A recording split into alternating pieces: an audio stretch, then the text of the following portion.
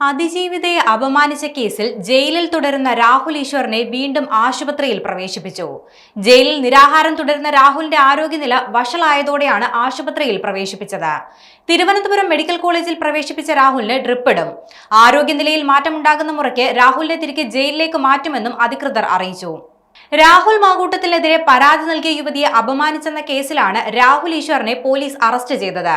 കേസിലെ 5ാം പ്രതിയായ രാഹുൽ ഈശ്വർ നിലവിൽ തിരുവനന്തപുരം പൂജപ്പുര സെൻട്രൽ ജയിലിൽ തുടരുകയാണ്. കേസിൽ വഞ്ചിയൂർ മജിസ്ട്രേറ്റ് കോടതി രാഹുൽ ഈശ്വറിന് ജാമ്യം നിഷേധിച്ചിരുന്നു.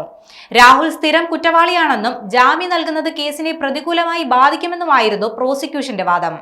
അതിജീവിതയുടെ ഐഡന്റിറ്റി രാഹുൽ വെളിപ്പെടുത്തിയെന്നും പ്രോസിക്യൂഷൻ പറഞ്ഞിരുന്നു.